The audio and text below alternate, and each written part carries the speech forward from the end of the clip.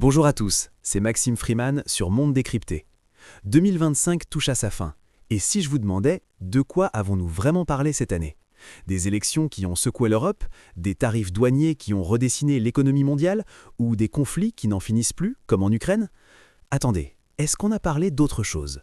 Dans cette vidéo, on décrypte comment la politique, l'économie et la géopolitique ont littéralement avalé tout l'espace médiatique. Si vous vous sentez submergé par ces nouvelles, restez avec moi. On va retracer l'année étape par étape et je vous promets une réflexion qui va vous faire voir 2025 sous un nouveau jour. Abonnez-vous si ce n'est pas déjà fait et activez la cloche pour ne rien rater. Allons-y. Au début de 2025, on aurait pu espérer une année de récupération après les turbulences de 2024. Souvenez-vous, dans notre vidéo sur les prédictions géopolitiques de janvier dernier, on avait déjà flairé le vent du changement. Et bingo, dès janvier, le Forum économique mondial à Davos met la table avec des discussions sur les chocs géopolitiques et la transition énergétique. Mais vite, la politique prend le dessus.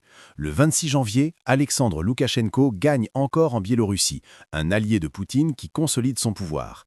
Puis février explose avec l'élection fédérale allemande avancée, Friedrich Merz devient chancelier, boosté par la CDU-CSU et même des gains de l'AfD d'extrême droite. En Australie, Anthony Albanese remporte une réélection confortable, mais avec des débats houleux sur l'immigration. Et l'économie? Les États-Unis sous Trump commencent à teaser des tarifs massifs. Rappelez-vous Liberation Day en mars, où les taxes sur les importations explosent, touchant tout du Canada à la Chine. Ici au Canada, les recherches sur YouTube sur tarifs douaniers et Mark Carney, notre ancien gouverneur de banque qui a tenté un comeback politique, ont explosé. Pourquoi? Parce que ces mesures protectionnistes ont menacé nos chaînes d'approvisionnement. Mais attendez, est-ce qu'on a parlé de l'IA qui avance à pas de géant?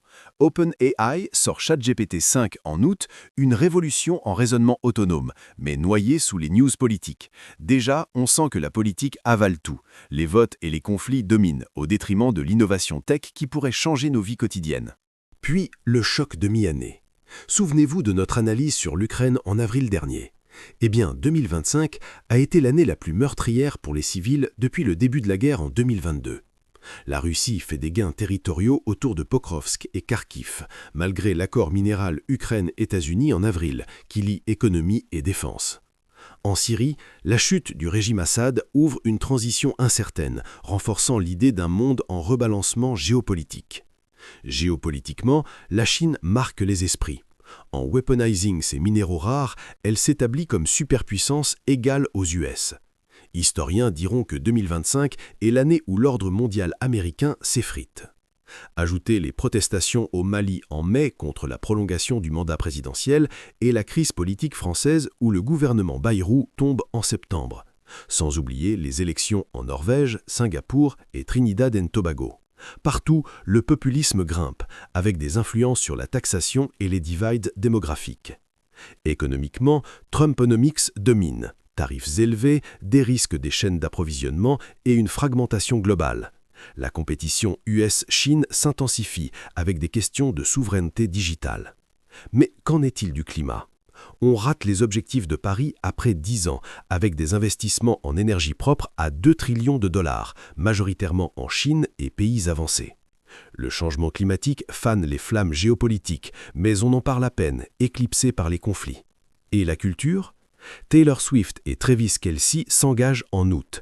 Une news fun, mais vite oubliée face au tir à Bondi Beach en décembre ou au gain de l'Inter Miami en MLS. La politique avale même le divertissement.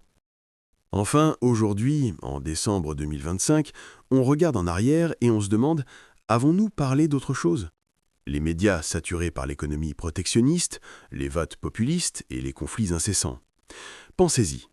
L'Inde devient la 4e économie mondiale, son influence géopolitique explose, mais c'est encore de la politique. Le pape Léo XIV, élu en mai, honorant Rerum Novarum pour la justice sociale, un rare moment spirituel, mais vite noyé. Dans nos vidéos précédentes, comme celle sur les risques géopolitiques en janvier, on avait prédit cette fragmentation. Et voilà, G0, un monde sans leader clair, avec la Russie rogue et des breakdowns US-Chine. Mais au détriment de quoi? Du climat, où les extrêmes météo stressent nos infrastructures, de l'IA, qui transforme le marché du travail, des milliers de jobs perdus chez les tech giants, de la santé globale, encore marquée par le post-Covid.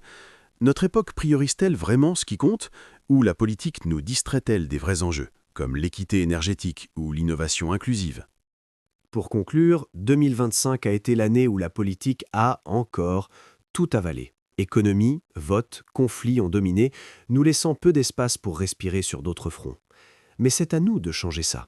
Qu'en pensez-vous, chers réguliers de Monde décrypté?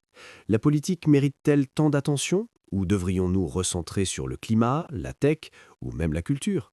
Dites-le moi en commentaire, votre avis pourrait inspirer notre prochaine vidéo. Si cette analyse vous a plu, likez, partagez et abonnez-vous pour plus de décryptage. Merci d'avoir regardé jusqu'au bout et à bientôt pour le bilan 2026. C'est Maxime Freeman, à la prochaine.